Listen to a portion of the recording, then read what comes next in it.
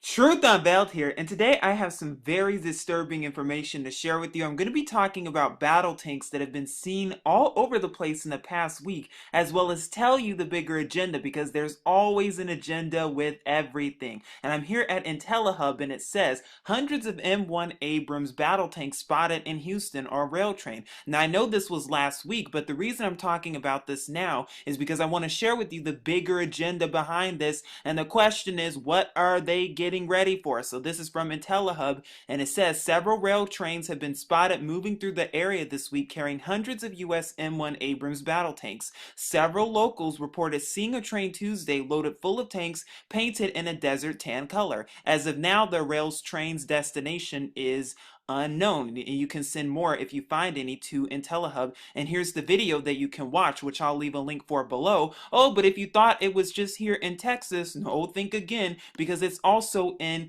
California and Wisconsin as well. Is the military getting ready for something this summer? Oh, I'll tell you what the military is getting ready for and what your government's vehemently preparing for. I'll even tell you and show you with government documents to prove it even too. But it goes on to say that another rail trail loaded with tons of military vehicles and equipment was spotted and filmed at the Cajun Pass between Southern California's San Bernardino Mountains and the San Gabriel Mountains on Tuesday. The Union Pacific train was carrying a high number of U.S. military tanks and artillery batteries. What are they getting ready for? The train's destination is currently unknown. Additionally, there was another similar sighting in Wisconsin, which is what we just went over earlier ago. So the question you should be wondering and thinking about is why all of the preparation? And not only that, you can also even look at YouTube and you can even type in military tanks, where many people have seen and filmed the military tanks as well as trains and shackles on trains to FEMA trains. I wonder what they're getting ready for. Do you think they're just seeing things? Do you think this is all just photoshopped? I hope not, and I hope your eyes are open to what's going on and that you're seeing the world around you and you're seeing the warning signs ahead of time. Now, Zero Hedge also talks about those Abram tanks that were in Texas last week, and I'm going to leave a link for that below so you can see that as well. But what I really want to turn your attention to is the program that allows and funds these military tanks to be seen, the ones that you saw in Ferguson as well as Baltimore. It's only going to get worse from here, and I'm going to prove that because, like I said, it's real interesting what they're doing. What are they getting ready for? I'll tell you in just a second. And later on in this video, I'll actually show you of actual proof of what military tanks and other very suspicious vehicles that they are preparing for and training for. So I'm here at Newsweek, and it says how America's police became an army, the 1033 program, and that's what I want to turn your attention to right now in case you have not heard of it before. But it's called the 1033 program. Very interesting and suspicious indeed, I know. But this program gives what? The government the so-called right to fund military tanks and all the military in America. And we're going to go over more of that in a second. But it says from here, from Newsweek, it says, as many have noted, Ferguson, Missouri currently looks like a war zone, and its police, knitted out with Marine issue camouflage and military grade body armor, toting short barrel assault rifles, and rolling around in armored vehicles, are indistinguishable from soldiers. America has been quietly arming its police for battle since the early 1990s. Faced with the bloated military and what it perceived as a worsening drug crisis, the 101st Congress in 1990 enacted the National Defense Authorization Act, or the NDAA. Section 1208 of the NDAA allows the Secretary of Defense to transfer to federal and state agencies personal property of the Department of Defense, including small arms and ammunition that the Secretary determines is A, suitable for use by such agencies in counter-drug activities, and B, access to the needs of the Department of Defense. It was called the 1208 program.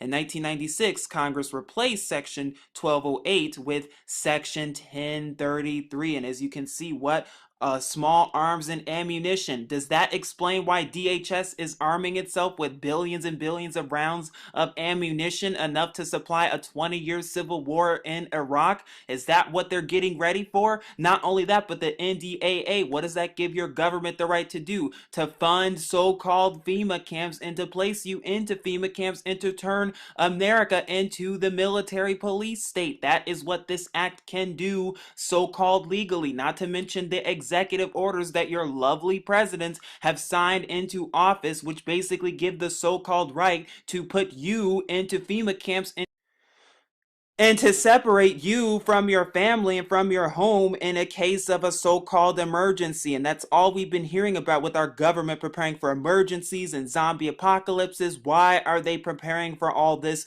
What are they preparing for, and what are they getting ready for? And what does it have to do with all this military equipment that you're seeing? Oh, you're about to find out in just a moment. Now, I'm here at Wikipedia and it talks about the 1033 program. And like I said, I'm going to talk about this, but I'm also going to talk more about these FEMA camps and what it has to do with these military vehicles and military tanks and why it explains and exposes these military tanks. But it says from Wikipedia that the 1033 program was created by the National Defense Authorization Act, or the NDAA, of the fiscal year 1997 as part of the U.S. government's Defense Logistics Agency Disposition Services, or the DLA, to transfer excess military equipment to civilian law enforcement agency. Why would they need to do that to begin with? As of 2014, 8,000 local law enforcement agencies participated in the reutilization program that has transferred $5.1 billion and military hardware from the Department of Defense to local American law enforcement agencies since 1997. According to the DLA, material worth $449 million was transferred in 2013 alone. The most commonly obtained item from the 1033 program is DEMILA items, which fall off the inventory after 1 year of ownership. Some of the most commonly requested items include cold weather clothing, sandbags, medical supplies, sleeping bags, flashlights, and electrical wiring. Small arms and vehicles such as aircraft, watercraft, and armored vehicles have also been obtained. I wonder why that is. What are they getting ready for?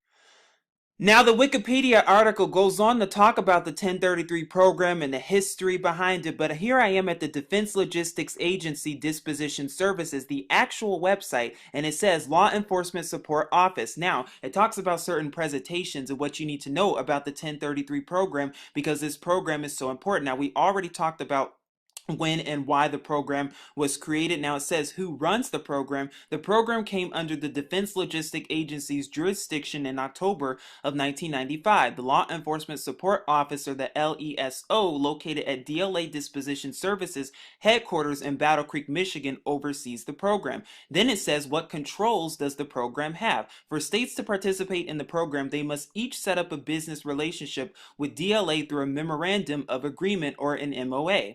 Each participating state's governor is required to appoint a state coordinator to ensure the program is used correctly by the participating law enforcement agencies.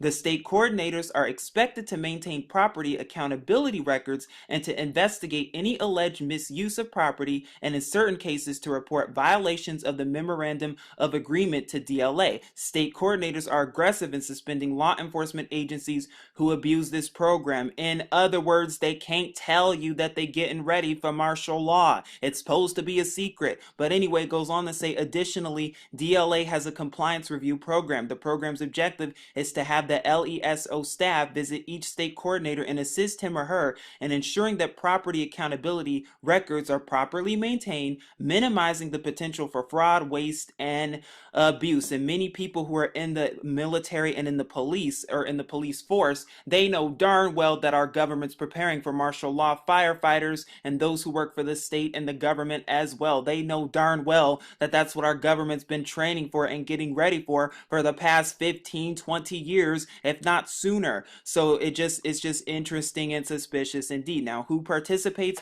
It says over 8,000 federal and state law enforcement agencies from all 50 states and U.S. territories participate. And it says, how does the program work? Once law enforcement agencies have been approved to participate in the program by the state coordinator and the law Enforcement Support Office, or the LESO, the law enforcement agencies then appoint officials to visit their local DLA disposition services site. They will screen property and place requests for specific items by submitting requisitions on the Enterprise Business Portal RTD webpage. The item must have a justification and be approved by both the state coordinator and the LESO staff. Law enforcement agencies that receive approval for property must cover all transportation and or shipping costs. Then it talks about what organizations have access, what materials available, what are some ways law enforcement agencies use the equipment that are required. It says that they use it in a variety of ways. For instance, four-wheel drive vehicles are used to interrupt drug harvesting, haul away marijuana, patrol streets, and conduct surveillance. You mean like martial law? You mean like emergency drills? You mean like in the state of emergency civil unrest? Is that what they're talking about? Then it goes on to say it also helps with the agency's general equipment needs, such as file cabinets, copiers, and fax machines that they need but perhaps are unable to afford, not to mention helping out with FEMA camps as well. Now, this website is the actual Defense Logistics Agency Law Enforcement Support Officer, LESO website, where you can find more information about this program and how to join if you would like to, or if you're an organization that would like to join. Now, it talks about how this originated from the NDAA, which we went over, and it talks about how they can have the so-called right to fund these tanks and fund these military tanks. That's how they get their funding from the government, and they work with law enforcement in order to do it. And they know darn well that when martial law is declared in America and when the economy collapses, that the UN, or the United Nations, is going to be the head of the USA, or should I say the corporation of the United States. And that's where you're going to see the military police state, and that's when you're going to see all these so-called foreign soldiers, many of which could be cloned. Don't be surprised when you start seeing these things, but it's good to know ahead of time, and it's good to know just who's funding it and just where it's coming from. Now, before I take you to some pictures that have been sent my way regarding military tanks and other eerie, suspicious things that the government is preparing for, I would like to turn your attention to H.R. 645, which is the text of the National Emergency Centers Establishment Act that was introduced as a bill to Congress at the 111th Congress First Session on January 22nd, 2009, and this is from govtrack.us, and this is one of Congress's bills. Now, what's interesting about this bill is that first of all, it was introduced when? Around the time of Mr. Obama's presidency, right when he got into office. Oh, that's interesting. Not only that, but this bill, has the so-called right to fund FEMA camps and fund emergency centers in case of an emergency. What emergency centers do you think they're funding? Why do you think they're funding these emergency centers and have this bill to begin with? Do you think they're just doing this because they have nothing better to do? Do you think they're just doing it because, that's all we can do, and we don't have anything else that we're trying to do? No, they're funding it for martial law and these FEMA camps to put you into FEMA camps and to quarantine you with the so-called pandemic, and they're already testing that with the Zika virus hoax. I hope you're seeing the bigger agenda and what they're leading to and what they're getting ready for. It's all a big test for the big one. That's what they're getting ready for, and they're staging, and they're going to stage all these earthquakes and all this stuff at strategic locations so that they can get ready for this stuff. But they're mentally conditioning you into thinking that, predictions are being made. No predictions are being made. They know exactly what they're doing. They, as in the government, HARP, CERN, and the Jewish Zionists, all of them, they know exactly what they're doing. But the question is, do you know what they're doing? Now, this is a picture that one of you all, viewers like you, have sent my way. And thank you all once again for sending me your pictures. And thank you all once again for sending me all the details and intel that comes your way, because we all need to be watchful and vigilant of the world around us. But as you can see, what does that car say? What does it say? Special Operations Unit Zombie Response. I've done a video about a month ago that talked about your government preparing for the zombie apocalypse. Do you just think they're doing this just for fun? Do you think this vehicle is just out here for fun because they have nothing better to do, because they want to look all cool and calm and collected and blend in with the rest of the world? No, there's a bigger agenda, and I hope you're seeing what that agenda really is. Now, I know this picture is a little bit harder to see, but this is showing a gas station, and at this gas station, this is showing a truck, and look what it's holding, and look what's on the truck. Military tanks on the truck being delivered and transported somewhere. I'm telling you, what are they getting ready for? And by the way, if you all have any pictures of things like this that you're seeing on the roads, please send it to me my way, because I'm telling you, it's only getting worse from here. Please seek Yahuwah and his true son Yahusha so that you can be ready to stand in that evil day and see the warning signs ahead of time. This is Truth Unveiled here. Shalom.